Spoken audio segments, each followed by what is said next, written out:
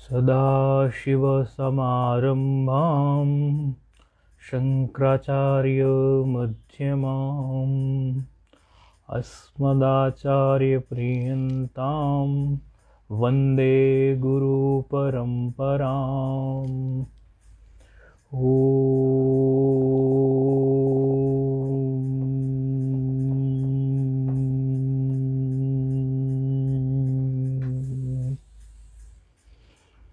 शङ्करं शङ्कराचार्यं केशवं बादरायणं सूत्रभाष्यकृतो वन्दे भगवन्तौ पुनः पुनः।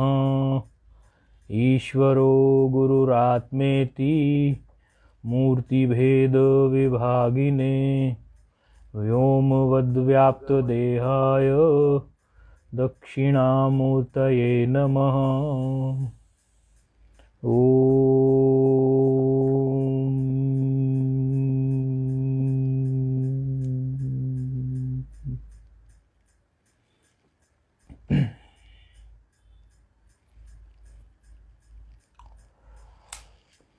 कोटि रगड़ लगे लेकिन वरना तो शंभू को ही है। साधक जब ये निश्चय कर बैठता है, चाहे जो भी हो जाए, जन्मों की कतार बीती है और भी बीत जाए,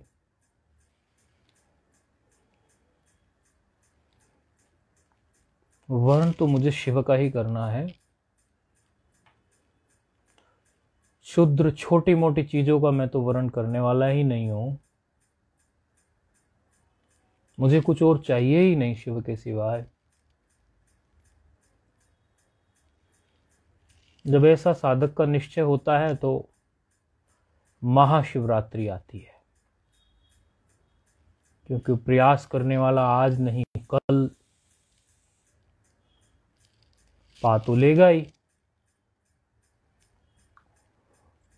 और जिसने यही सोच लिया कि मुझे इससे भिन्न कोई और चीज चाहिए ही नहीं, उसको पाने में समय भी कितना लगेगा।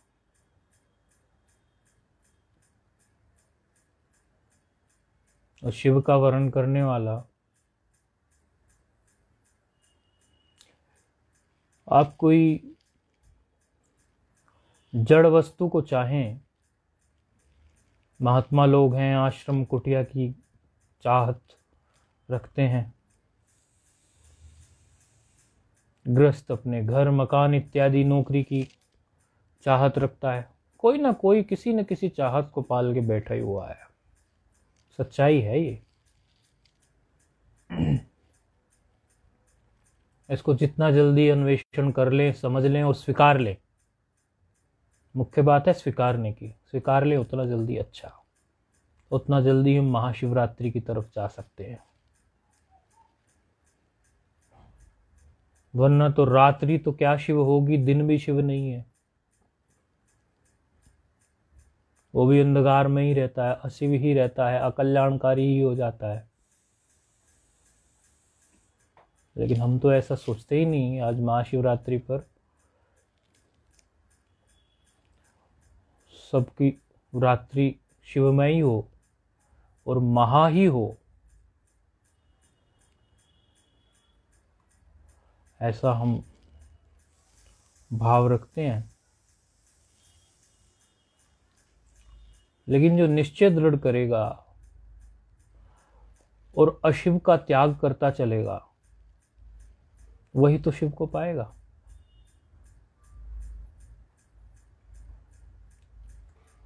प्रलोभनों की कोई कमी तो नहीं है, अनेकों प्रलोभन है जीवन में।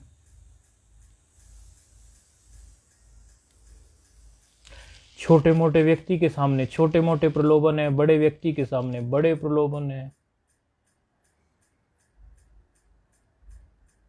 कोई व्यक्ति, महाशिवरात्रि है तो महात्माओं के भंडारे होते हैं। कोई किसी महात्मा से पूछो आप भंडारे में नहीं गए, बोले उस भंडारे में हम नहीं जाते, वहां तो 100-200 रुपये दक्षिणा मिलती है। हम तो कुंभ के भंडारे में जाएंगे, वहाँ 1100 रुपये मिलते हैं। कोई बड़ा महंत बन गया तो उससे पूछो आप वहाँ नहीं गए, अरे वहाँ क्या जाना, हम तो महंताई वाले में जाएंगे, वहाँ तो 5100 रुपये मिलेंगे, बड़ा टोकरा मिलेगा फलों का और भी सामग्री कुछ प्राप्त होगी। उसी तरह से प्रत्येक व्यक्ति की बात है,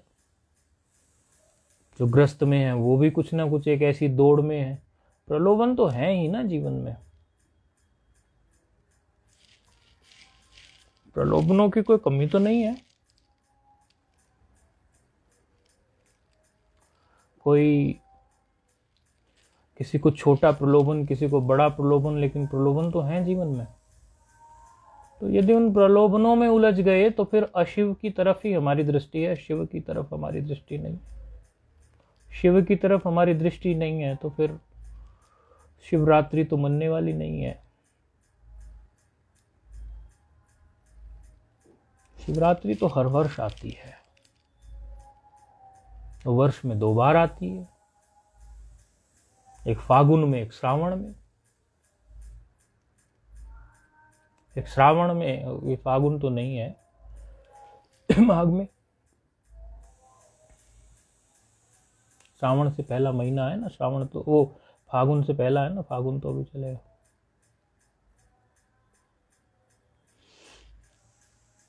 जो भी है, वर्ष में 2 बार तो आती है कि नहीं आती है।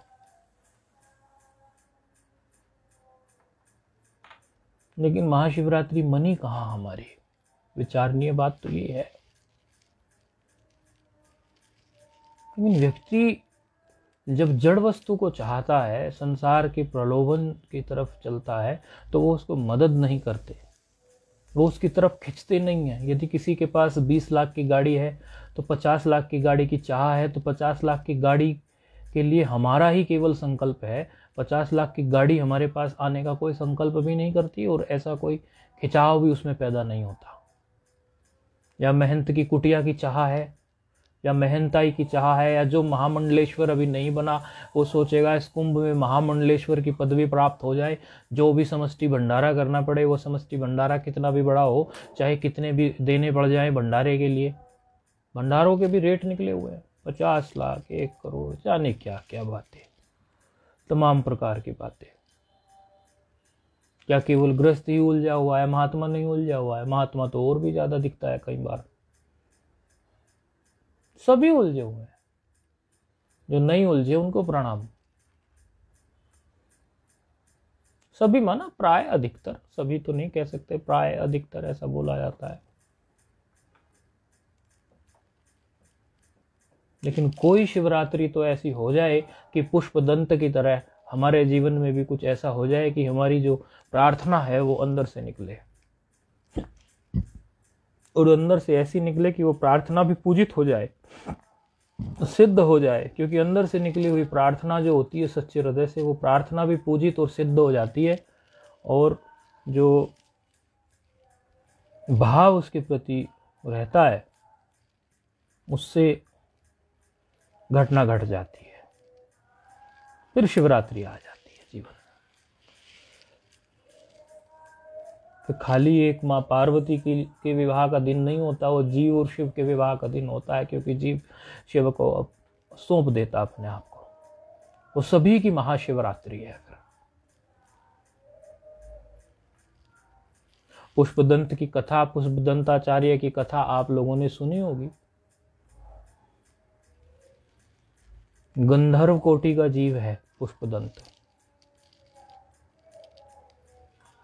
भगवान शिव का परम भक्त है, और भक्ति ऐसी कि अभी घूम रहा है तो कहीं किसी बगीचे में सुंदर पुष्प दिखाई दिए तो अपने विमान से नीचे उतरने लगा कि चलो यहाँ से सुंदर पुष्प अगर मैं ले लूँ तो भगवान शिव जी को। क्योंकि देखो, जिसको जो चीज़ अधिक प्रिय होती है वो अपने इष्ट को, अपने प्रियतम को ही वो वस्तु देने के लिए लालायित हो जाता है। किसी माँ को कोई बेटा अपना अत्यंत प्रिय हो, या बेटे को माँ अत्यंत प्रिय हो, या पत्नी को पति हो, पति को पत्नी हो, या प्रेमी को प्रेमिका, प्रेमिका को प्रेमी, गुरु को शिष्य, शिष्य को गुरु, तो कोई भी विशिष्ट चीज प्राप्त हो तो पहले वो उसको देने का सोचेगा, उसको भाव होगा। प्रेम ऐसी चीज है, भाव ऐसा है। पुष्पदंत को लगा इस बगीचे में इतने अच्छे पुष्प हैं, क्यों ना मैं भगवान शिव को यही चढ़ाऊं। विमान उतारा, पुष्प तोड़े। अब ये देखा नहीं बगीचा किसका है, कर्मकांड की दृष्टि से देखो तो बिना पूछे, यदि आपके हक के पुष्प नहीं है और आपने बिना पूछे कहीं से तोड़े तो कर्मकांड उसको निषिद्ध करता है। लेकिन कई बार उपासना की दृष्टि में कर्मकांड भी पीछे छोड़ जाता है, या फिर शिव भक्ति कर रहे थे, उनको वो बात सूझी नहीं कि चलो शिवजी को ही तो चढ़ने हैं और सब तो सृष्टि शिवजी की। पता नहीं क्या भाव रहा पुष्पदंत का, उन्होंने बिना पूछे पुष्प तोड़ लिए, भगवान शिव को चढ़ा दिए।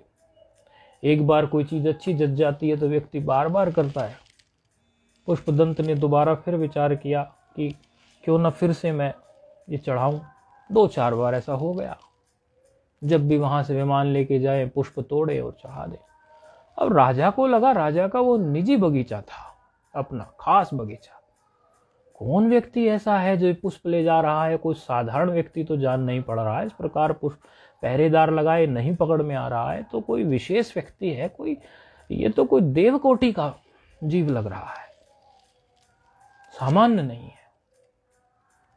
जांच पड़ताल करवाई तो जो बुद्धिमान ब्राह्मण लोग थे उन्होंने कहा देवकोटि का भी भले ही हो, लेकिन देवादिदेव महादेव को निर्माल्य चढ़ा हुआ हो, उनका कोई प्रसाद इत्यादि जो भी उनको चढ़ता है, यदि उसको आप बिखेर दो और उस पर किसी के चरण पड़ जाए, और चूंकि वो स्वयं जो उनको भगवान शिव को चढ़ाया जाता है तो चढ़ने के बाद में शिव स्वरूप ही हो जाता है, तो यदि आप उसको बिखेर देंगे और उस पे उसके चरण पड़ जाएंगे चोरी करने वाले के, तो उसका पुण्य नष्ट हो जाएगा। हुआ भी वही, भगवान को चढ़ा हुआ निर्माल्य दादी उन्होंने बिखेर दिया और पुष्पदंत फिर उतरे हैं, उनका ध्यान नहीं पड़ा है, पुष्प तोड़ने की जल्दबाजी में उनके पैर पड़ गए और उनका पुण्य क्षीण हो गया। अब विमान में बैठ रहे हैं तो विमान उड़ नहीं रहा है,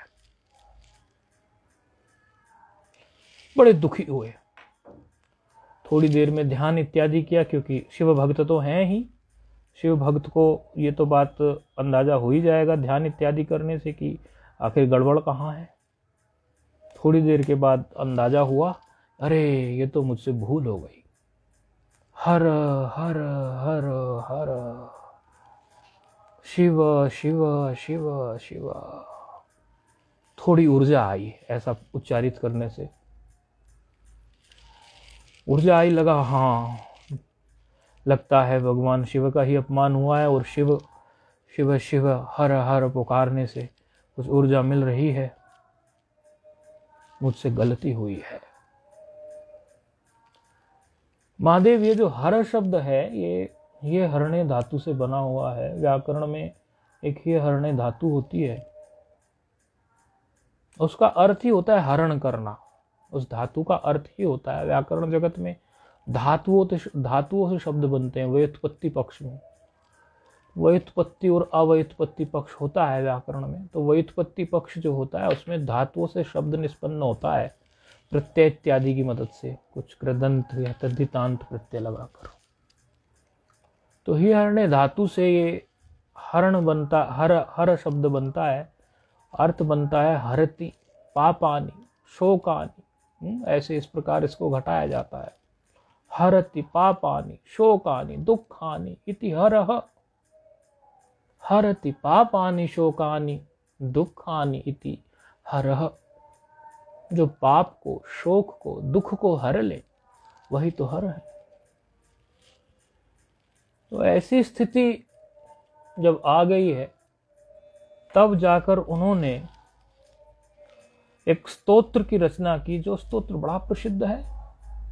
ऐसा कौन महात्मा है हमारी शांकरी संप्रदाय परंपरा का जो उस स्तोत्र को ना पढ़ता हो। प्राय सभी आश्रमों में शाम को संध्या में और शाम के स्तोत्र पाठ इत्यादि के क्रम में शिव महिमन स्तोत्र की प्राय पाठ होता है। हमारी शांकरी जो परंपरा है उसमें तो इसके बिना कुछ भी नहीं है। इतना सुंदर स्तोत्र की रचना की उन्होंने, इसकी 4 पंक्ति यदि हम सुनाएं तो आपको लगे कि हाँ महाशिवरात्रि पर कुछ सही ऐसा प्राप्त हुआ। महिमन पारम ते परम विदुषो यद् यत्सदृशी स्तुतिर्ब्रह्मादीनामपि तद्वसनस्त्वयि गिरः अथावाच्यः सर्वः स्वमतिपरिणाम अवधिगृह्णन् ममाप्येष स्तोत्रे हरनिरपवादः परिकरः। ये 4 पंक्तियां नहीं है स्तोत्र की, ये पुष्पदंत की पुकार है। ये हर उस व्यक्ति की पुकार हो सकती है जो जाने अनजाने में उससे कोई गलती हो गई है, और आज तक जो गलतियां होती आई हैं, या कुछ ऐसी गलतियां जिनको वो किसी से कह नहीं सकता, लेकिन उनका प्रायश्चित तो करना चाहिए, तो स्तोत्र का सहारा ले सकता है। पुष्पदंत जी ने यही रचना की, और बड़े निर्मल भाव से उन्होंने इसमें कहा।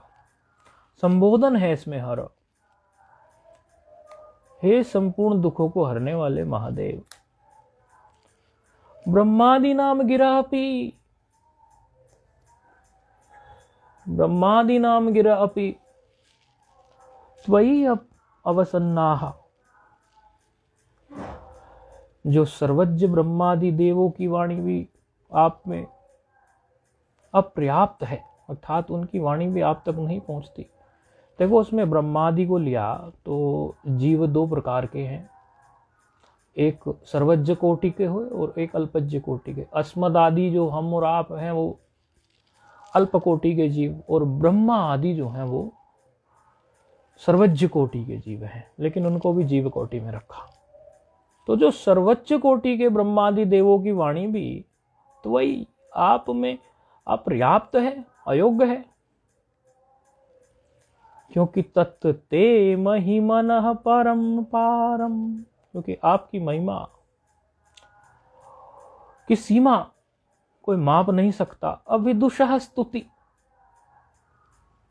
हम तो अल्पज्ञ जीव हैं, हमारे द्वारा जो अविदुषः स्तुति, अविदुषः न विदुषः इति अविदुषः, हम जानते नहीं है, विदुष नहीं है, हम जानने वाले नहीं हैं आपकी स्तुति कैसे करें। यदि असदृशी, आपके अनुरूप है कि नहीं है हमें नहीं पता। स्वमिति परिणाम अवधि, अपनी बुद्धि की योग्यता के अनुसार ही तो कर रहे हैं हम स्तुति आपकी, और आप निर्दोष, आप आक्षेप रहित हैं, निर्दोष हैं। आपकी स्तुति के विषय में मैं कर भी क्या सकता हूं, कह भी क्या सकता हूं, लेकिन मेरा ये प्रयत्न भी निर्दोष है मेरा प्रयत्न भी निर्दोष है। देखो क्या कहा उन्होंने, संबोधन किया हर। वो कहते हैं गुण कथन जो हम कर रहे हैं आपके गुणों का, वो हमारे गुण कथन तो हमेशा ज्ञान के अधीन ही होता है, और ज्ञान तो अपनी अपनी योग्यता है, जिसको जितना ज्ञान है वो उतना ही उसी के अनुसार वो बोलेगा। मानो कोई प्रधानमंत्री को मुख्यमंत्री कहने लगे, कोई करोड़पति को लखपति बताने लगे, कोई किसी शहर के मेयर को एक साधारण निगम पार्षद, साधारण सा कोई छोटा मोटा गली का नेता कहने लगे, ये तो अपमान ही हो गया ना। ये कोई हमने उनके गुण का कथन किया, हमें पता ही नहीं वो कितने बड़े हैं। तो भगवान शिव कितने बड़े हैं, जब उनकी महिमा का हमें पता ही नहीं, तो जो भी हम कथन करेंगे वो तो उससे कम ही करेंगे कि नहीं करेंगे।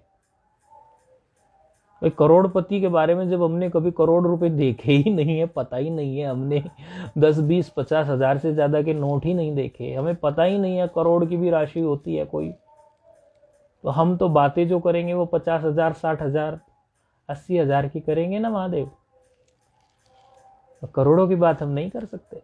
इसी तरह भगवान शिव की जब हम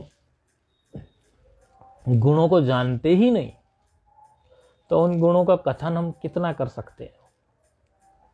अनंत गुण वालों को हम 10, 20, 50, 100, 200, 400, 1000, 2000 सहस्र नाम इत्यादि लिख के अपने तरीके से हम लिखेंगे, रचना करेंगे, क्या हमने वो सर्व का कथन कर दिया उनके? उन्होंने कहा भाई आपकी स्तुति की नहीं जा सकती। इस श्लोक में कह रहे हैं, स्तोत्र की इस प्रथम रचना में कह रहे हैं कि आपकी स्तुति नहीं की जा सकती हमसे, क्योंकि दो ही प्रकार के जीव हैं, अल्पज्य जीव अस्मद आदि, और दूसरे जो हैं ब्रह्मा आदि जो उच्च कोटि के जीव हैं। जब वो ब्रह्मा आदि उच्च कोटि के जो जीव हैं वह भी आपकी सर्वज्ञ जीव जो हैं वह भी आपकी महिमा कहने में समर्थ नहीं है, तो भला मैं अल्पज्य जीव बोला आपके बारे में कैसे कुछ कह सकता हूं? मैं तो कुछ कह ही नहीं सकता, मेरे लिए तो ये संभव ही नहीं है। अरे महाराज, आकाश का भला कोई अंत पा सकता है? कोई पक्षी उड़ता है, कहता है आकाश इतना बड़ा है, तो क्या उसने पूरा आकाश देख लिया? चिड़िया उड़ेगी वो अपना आकाश नापेगी, बाज उड़ेगा अपना गरुड़ की तो सबसे ज्यादा बताई जाती, वो भी लेकिन आकाश को तो नहीं नाप सकता कि नाप लेगा। लेकिन फिर भी तोतली भाषा में हम आपके गुणों का कथन करने की कोशिश कर रहे हैं। माँ को जैसे बच्चा तोतली भाषा में बोलता है वह भी प्रिय जान पड़ता है। आप तो माँओं की माँ हैं। हे परम पिता परमेश्वर, आपका जो एक बार शिव नाम ले लेता है उसका कभी अशिव नहीं होता। तो हम जो आपका स्मरण कर रहे हैं इन 4 पंक्तियों के माध्यम से, यह बात तो हम जानते हैं हम समर्थ नहीं हैं, क्योंकि ब्रह्मादि भी समर्थ नहीं तो हम क्या समर्थ हैं, लेकिन फिर भी एक कोशिश किए जा रहे हैं। 3 ही प्रकार के, प्राय नहीं 3 ही प्रकार के हम वर्णन देखते हैं परमात्मा के। 3 स्वरूप देखने में आते हैं। निर्गुण निराकार, वो तो निरुपाधिक है, ब्रह्म ही है। सगुण निराकार, जो ईश्वर तत्व है, जिसको ईश्वर तत्व कहते हैं, अव्यक्त कहते हैं, वो सगुण निराकार। माया शक्ति विद्यमान है उसमें और वही जगत को उत्पन्न करता है। श्रुति में ये बात आई है, तदेक्षत बहुश्याम प्रजा, ये छांदोग्य उपनिषद 6:2-3। तदैक्षत बहुश्याम प्रजा, ये बहुत की इच्छा की उसी ने, वही अपनी माया शक्ति से बहुत होने की इच्छा करता है। और उसी का एक रूप ऐसा भी है, कर्पूर गौरम करुणावतारम संसार सारम भुजगेंद्र हारम। ये सगुण साकार रूप है। एक निर्गुण निराकार जो ब्रह्म ही है, एक सगुण निराकार जो ईश्वर तत्व है, जिसके लिए श्रुति कहती है तदैक्षत बहुश्याम प्रजा, ये छांदोग्य 6:2-3। और इसी का एक सगुण साकार रूप है, कर्पूर गौरम करुणावतारम संसार सारम भुजगेंद्र हारम। ये सगुण साकार रूप है और ये सारा विश्व भी तो उसी का सगुण साकार रूप है। तो एक वह भी है। तो ऐसे की स्तुति करने में, ऐसे विराट, ऐसे परम की स्तुति करने में, जब वेद भी और ब्रह्मा आदि जो उत्कृष्ट कोटि के हैं, अल्पज्य नहीं है, सर्वज्ञ हैं, वह भी भयभीत होते हैं, तो हम क्या कह सकते हैं।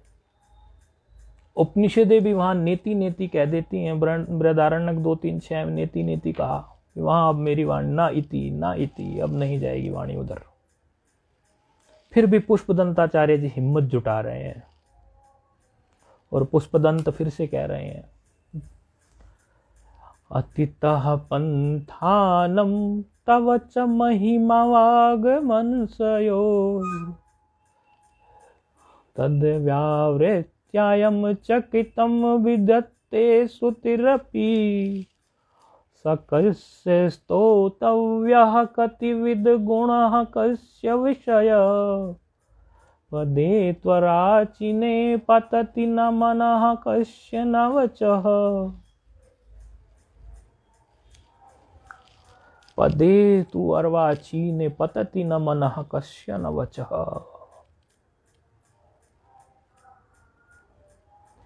आपकी महिमा वाग मनसयोः पंथानम अतीतः, तव महिमा वागमनशयो पंथानम अतितः। आपकी महिमा तो वाणी और मन, पंथानम न मार्ग यानी पहुंच से, अतीतः परे है।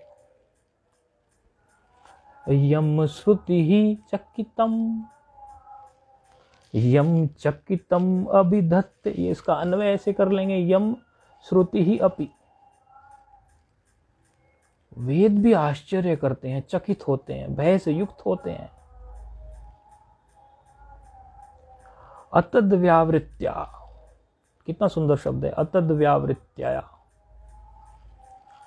ब्रह्म भिन्न संपूर्ण प्रपंच के निषेध से कथन करना और उस परमात्मा शिव तत्व की स्तुति का विषय हो सकता है भला? कथि विद गुण, कितने गुण वाला भाई? कस्य विषय, यदि निर्गुण परमात्मा को लिया जाए तब वह किसका विषय बनेगा भाई? चलो बताओ मुझे। अर्वाचीने पदे, कृपावशात धारण किया है नवीन रूप में। कस्य मनः, किसका मन? ऐसे कृपावशात धारण किए हुए नवीन सगुण, जो सगुण साकार है, जिनके लिए हम कह रहे हैं कर्पूर गौरम। कस्य मनः, किसका मन? न पतति, प्रवृत्त ना हो, अर्थात प्रवृत्त होगा ही। न वचः, और किसकी वाणी स्तुति करने का मन ना करेगा? भले ही हम वाणी हमारा सामर्थ्य नहीं, लेकिन फिर भी किसका मन ना करेगा? इसीलिए पुष्पदंत किए जा रहे हैं। कहते हैं भक्तों के दुखों को हरण करने वाले भगवान, आपकी महिमा तो वहां तक तो पंथान, पहुंच से परे है। न पंथान, पहुंच से परे, मनवाणी से परे है। वागमन सयो, मन और वाणी से परे है। महिमा शब्द हिंदी में तो आप लोग देखते होंगे स्त्रीलिंग है, लेकिन व्याकरण, संस्कृत व्याकरण में ये पुल्लिंग है, ये पुल्लिंग शब्द है। इनकी महिमा को वेद से बढ़ के भी कोई वर्णन नहीं कर पा रहा है, और वेद भी वहां पूरी बात नहीं कह रहा है। वो भी अतद व्यावृत्ति, तद माना वह माना वही ईश्वर, और अतद माना वह से भिन्न, यानी ईश्वर से भिन्न क्या हुआ? जगत। देखो इस शब्द का अर्थ कितने ढंग से किया जा सकता है। अतद व्यावृत्ति ही, व्यावृत्ति मतलब किसी से भिन्न कोई चीज दर्शाना। व्यावर्तन का मतलब यही होता है ना, किसी चीज से भिन्न कोई चीज बताने के लिए व्यावर्तन शब्द होता है। अतद व्यावृत्ति, तद शब्द है परमात्मा के लिए, और अतद हो गया न तद इति अतद, नए तत्पुरुष समास हो गया। न तद इति अतद, जो परमात्मा नहीं वही तो अतद है, अर्थात जगत।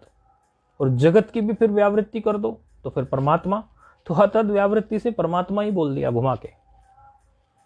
यही तरीका है नीति नीति के तरीके से समझाने का। क्योंकि श्रुति भी कैसे समझाए उस विराट, विराट शब्द भी नहीं है, कैसे समझाए?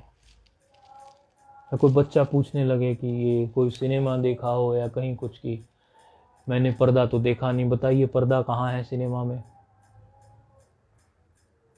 तो वास्तव में यदि देखे तो पर्दा तो जितने भी सारे सीन दिख रहे हैं, दृश्य दिख रहे हैं सिनेमा हॉल में, वो सारे पर्दे पे दिख रहे हैं, कह रहे सारा पर्दा ही है।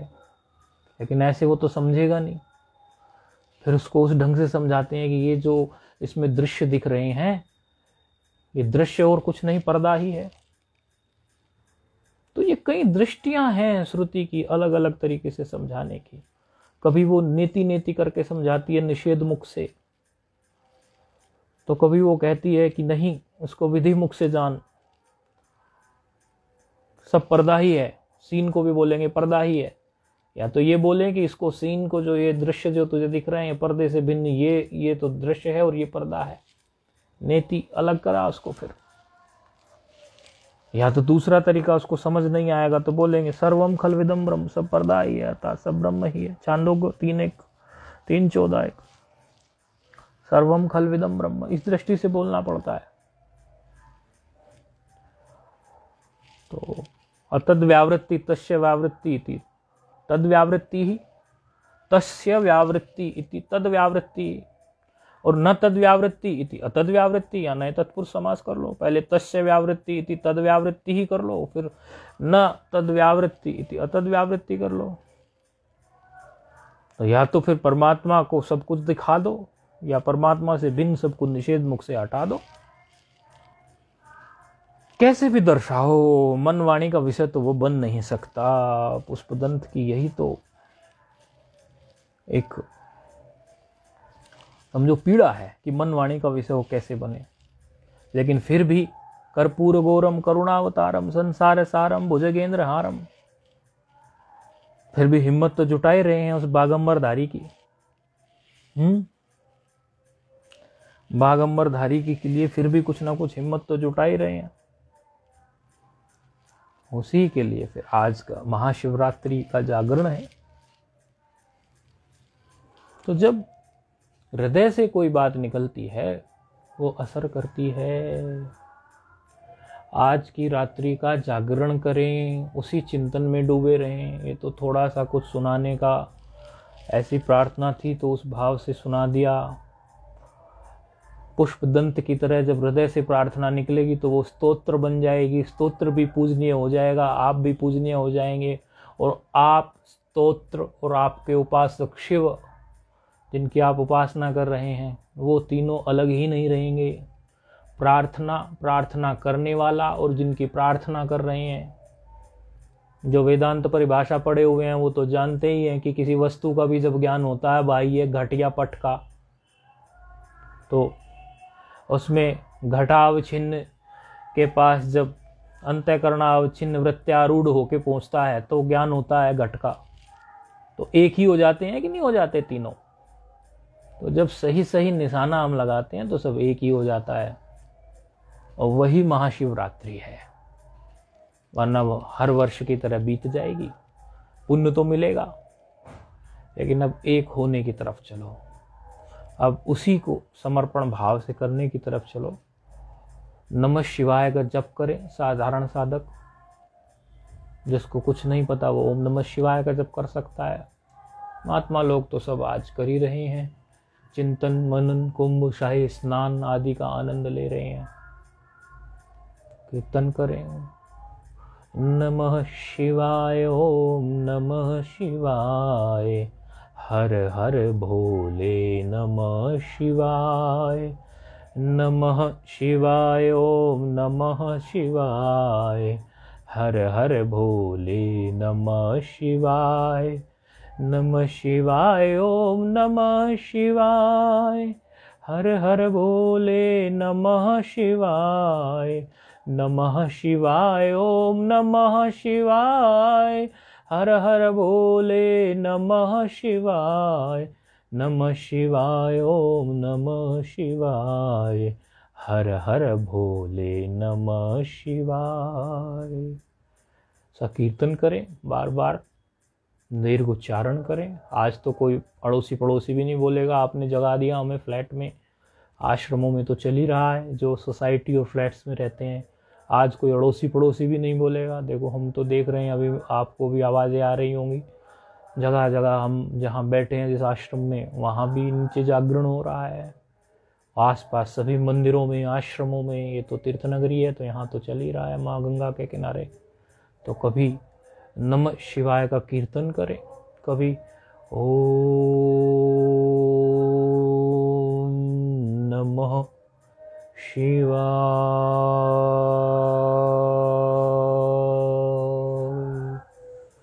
ओम नमः शिवाय।